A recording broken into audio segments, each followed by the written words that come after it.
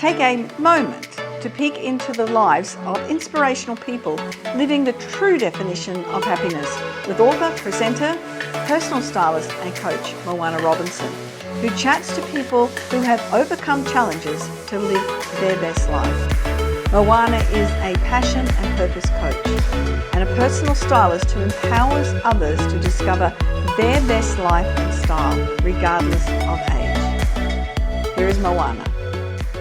It's Moana Robinson here from Be Style for Life. Today I'm taking a moment with Kelly Markey, who I met at an authors group presentation that we had at Redcliffe or somewhere. And I've known Kelly for quite a while, just through social media, and I have actually got her fabulous book, Don't Just Fly, Soar. There are quite a few parts in this book that I've sort of marked because they were my favourite parts. And I am really excited to be with Kelly today. Kelly, her business name is Markey Writing Academy, and she's written, I think it's 10 books, is it? 10? Yes. Yeah, 10 books. So a very prolific writer and author. What we're going to chat about today is a challenge that Kelly has faced to now live her best life. So I might let you take it over from here, Kelly. Thank you, Moana, for having me on this platform. Greatly appreciated.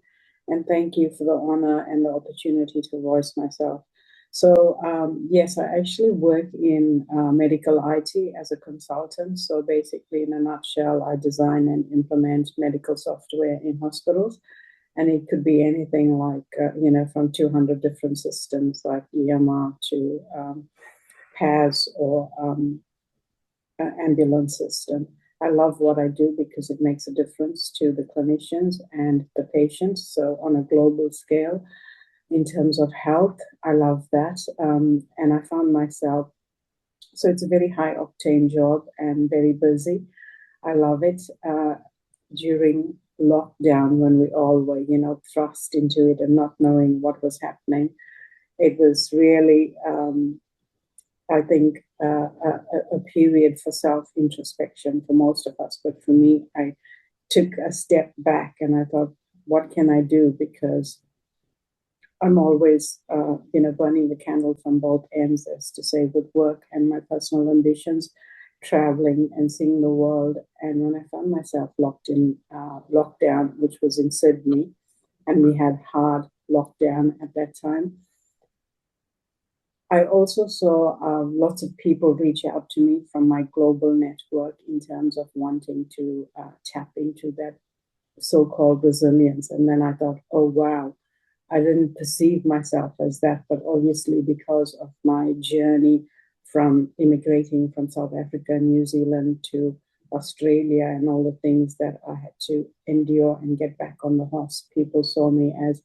a conqueror as such. And I took a step back and I thought, okay, what if we don't come out alive from this pandemic? I need to leave something behind. And I began writing my first memoir, Don't Just Fly, Soar. And I basically wrote that manuscript in 10 days because I lived the experience. Yes. That's such a huge book. It's 350 pages, and I've got 25 self-help tools. And I think when I first wrote it, I ended up with like 60 tools, and then I had to just like cull it back. And what I wanted to offer the reader is something that's tangible and not fluff, something that, a real person has gone through and come out on the other side and they could identify with. And it's been amazing because every reader that has, reached the end have contacted me and said, wow, this book has had a profound effect on me. And after my book tour in South Africa, I was at the airport in transit coming back to Australia. I had numerous authors reach out to me and they said, you know what, we've just finished read this. When are you writing your next one? And I had no desire to write another one. So it kind of morphed from there because I didn't have a desire to be an author in the first place. And just sharing what I had to share and how people identified with it. And then out of that, the second book was born while we were coming out of lockdown and seeing how individuals, communities, and organizations were making decisions and I wrote about making sage decisions, which are looking at specific use cases, from around the world. And I honed into different countries, the history and incidents that have gone on. And I've included a specific chapter for South Africa because that's where I come from. And the things we can glean from and, make the world a better place. And so that was the journey that I thought would halt there. I've also wrote articles for a magazine where I was requested by the editor of a magazine, and also a blog for a coach, that's Jay Shetty Coach. And these articles were really well received around the world, so I packaged them as journals. One is a legacy journal, and the other one is a Glean, Grow and Glow. So again, very positive impacts from those live lived experience. And then unfortunately last year I lost my brother to suicide. And again, it was a journey that I thought, I don't want to reflect on it, and I'm still grappling with the aftermath of it. Mm-hmm. But I found myself at the end of a place where I thought, it absolutely has to be discussed, because it's a taboo topic and we don't grasp, what we can do in the landscape. And quite often we are unaware of the stats as well. And we also don't address the elephant in the room and the behaviors that push people to the edge. So since I began that, it's been a roar, and I have no words to describe what kind of journey it was. But I wrote a book in honor of my brother, and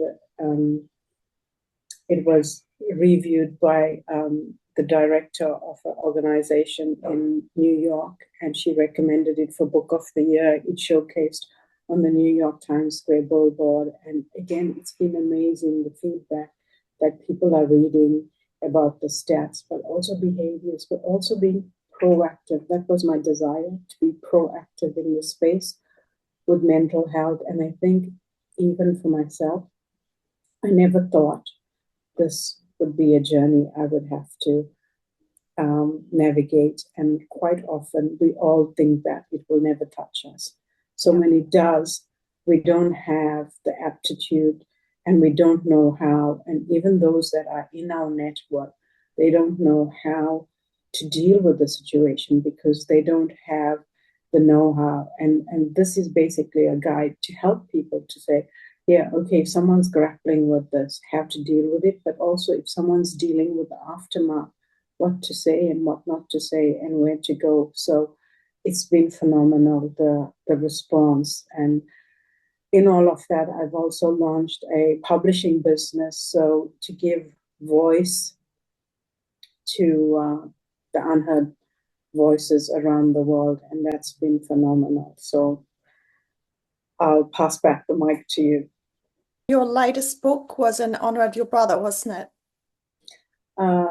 Yes, The Life of Jayendra. That was a book that won Top Book of the Year. But my latest one was actually an anthology, which I launched in New York while I was there for the billboard. So that's 18 authors around the world. And again, that's to bring social reform. So it's very similar. And that's been amazing to have all the stories from people around the world.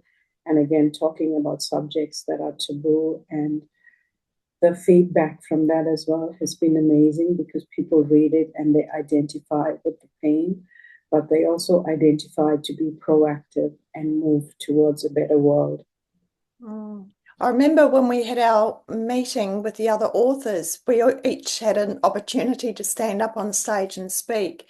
And I was fascinated that you had gone from such technical writing in your career to now topics that you're very passionate about, and you're speaking from the heart, and you're such an advocate for mental health and anti-discrimination and social justice. So I just think it's amazing what you're doing. And because you've written the 10 books, is it 10 including the anthology? Yes, and I've written two others that I've co-authored with other authors. Yeah. So yeah, 10 with the anthology. Gosh. What has been the biggest challenge that you have faced with your writing, or has it sort of flowed easily from you because you're so passionate about these topics? I think it's flowed because I've been passionate and I've lived it. It's lived experience. I think the biggest challenge is, um, sadly, there's a cohort out there that's envious and people, throwing rocks because they don't want to see the change or the passion and the drive. And I don't know, I can't put other adjectives to it. That has been the biggest challenge. And, instead of coming on the bandwagon to seeing the change, there's envy and jealousy, and you constantly have to, tear back and say, you know what, even though it's so nasty, I have to focus on the vision. I don't know if you've heard that metaphor, that story about the donkey in the well. Have you heard that one? Yeah. With people throwing the rocks into the well, and the donkey just uses those rocks to climb up and Wow. over the wall and out of the well. So that I heard that story at a meeting years ago, and it really stuck with me. And it's a pity that people have that jealousy and they try and pull other people down when they can see them doing so well. Yeah. You've got some really powerful stories in this book. I haven't got your other books, but I remember a story in this book from your early days when you were young, and I just thought, gosh, it's hard for you to pick some of from all those challenges, the one challenge that you've managed to get over, but it sounds as though you've come over or got over quite a few challenges in your life. Yeah, and there's no formula. I would say that you've arrived for anyone, and it's Oh, over. It's always something new, and you have to yeah. keep persevering through it.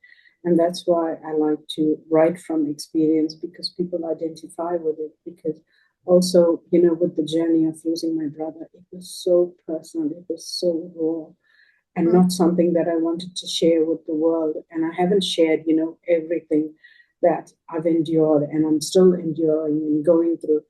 But the fact that I went out and put myself out there, before I went to New York, I had a podcast with a renowned person from New York. And we've had people that were listening to the podcast. And after the podcast, a listener contacted the host and said, I was on the brink of ending my life. And this podcast saved me. And I still get goosebumps, Moana, because it's a whole network that we've touched. Yeah. It's their life, it's their story that, people did not have to go through that. But also there were other listeners that were on that line that contacted me. There were heaps of people that contacted me after that session. And there was a woman that's in her 80s, and she said, you know what, I was so blown away that I wrote this poem, and I want to help. I want to help other people. And when I shared the journey as well, there was another woman from South Africa that reached out to me, and she said, you know what, I admire what you're doing. I lost my brother over 30 years ago, and I want to do the same. And I thought, wow, it's bringing people out of despair. Something good's going to come. And someone also said to me, maybe that was your brother's purpose. And it hit me. And then I reconciled with it, and I thought, if it's going to be good and it's helping people and saving lives, then why not? Mm. Yeah. So, from every challenge, no matter how difficult, whoever's listening to us, there is a silver lining, and it's up to us to find that silver lining. That's so powerful. And it's really also getting rid of that stigma around mental health issues, just being open about it. And if the stigma's removed, people can reach out and ask for help. And I think, I've expressed this before. You get to a stage where you just get frustrated and angry that people feel that they have to hide themselves away and be embarrassed about having mental health challenges. Absolutely. And I think it's reconditioning the mind. We had our anthology book tour in Sydney, and I shared this, as working in the health space, and we design systems. And we had one of the clinicians at a conference asked for specific functionality where they wanted. So I'm currently working on virtual hospitals. So we take, the stress out of people having a bed in the hospital. And the clinician asked for the opportunity when we have the video calls with the patient where they're being monitored in the home, if we could record that and actually save it onto their medical record. So I had to discuss it with the technical team. And one of the person who's a professional responded, why would you even need this functionality for mental health patients? They probably don't even know how to use a phone. Oh, And I was like, yeah. And I didn't know how to respond because I think so often, even in the professional context, we have bias and we have those boxes that we put people into. So even if you are in a professional world and you're grappling with it, you're afraid to come forward because there's the stigma, there's this mindset, there's this preconceived ideas. And those are all the things that we need to slowly chip away so people feel comfortable to actually say, you know what, even though I'm a professional or even though I seem like I've got it all together, I'm struggling. And we're slowly getting there, but we are not there as yet. That's why, even we get people that, we think have everything. Like I also go into my book about looking at the celebrities and, those that think that, they've ticked all the boxes, got all the money in the world. They still have voids. exactly. Exactly. And so can you tell me something that you really love doing at the moment, apart from writing and showing your passion through your writing and through your books? Is there something else that you really love to do at the moment? Yes, I love nature. I love taking long walks, and I think that was part of the reason I moved to the Central Coast, just the simple pleasures. I think, from having a high octane job in terms of my day job and then being an author and then being a publisher as well, there's so much. And I find just the simple pleasures of the sunset, just looking at the ocean and just listening to the waves, connecting, watching the flowers sway. And I think all of that for my self care is so vital. And, when I feel overwhelmed, all I have to do is just remind myself of all the simple pleasures. I love it. And it helps me to collaborate as well. Yeah, just really being in the moment, isn't it? Yeah, absolutely. Yeah. And is there anything in particular that you're really looking forward to? Uh, yes. Look, I'm looking forward to a better year next year, 2025. So I've just announced the release of my next anthology, which is entitled Beacon of Hope. I've also launched a social enterprise, which is Beacon of Hope. So basically, that's bringing hope and reform around the globe, and it's been amazing. So I've got amazing feedback, in terms of engagement from authors all around the world. So I'm looking forward to that next year, bringing the stories in, but more importantly, seeing the impact of those stories and where it will go. And through my journey of, losing my brother and all other things that came at me at the same time, I don't know how I'm still here, but I'm here, and I've also written a book about that, and basically finding, as you said, living in the moment and finding my contentment despite the circumstances, despite the mayhem. So I'm looking forward to launching that. I've got that in review where I've had professional feedback at the moment, and it's just been phenomenal. So I'm looking forward to launching that to the world and seeing them grow from that experience, because I think a lived experience offers so much to the world. Do you know the photo that I love of you? And I asked your permission to include it in one of my blogs. I love that photo of you standing. I've forgotten what color dress you're wearing. The Was it? green dress, yeah. Yeah, with your hands on your hips. The power pose that we all know about from the TED Talk. I think it's Amy Cuddy's power pose. And you're just amazing, because despite everything that you've been through, that photo kind of epitomizes the confident you, the colourful you. I love the colours that you wear. You've obviously had your colours done maybe, or you just know the colours that suit you.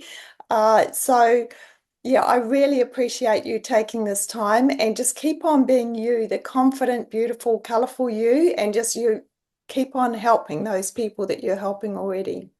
Thank you so much. And I really appreciate the opportunity and the time. Thank you, Kelly. And I will see you soon, hopefully. See you soon. Thank you. Take care. Thank you for listening to Take a Moment with Moana Robinson. Remember to visit her website, bestyledforlife.com.au, and book a time for a further conversation.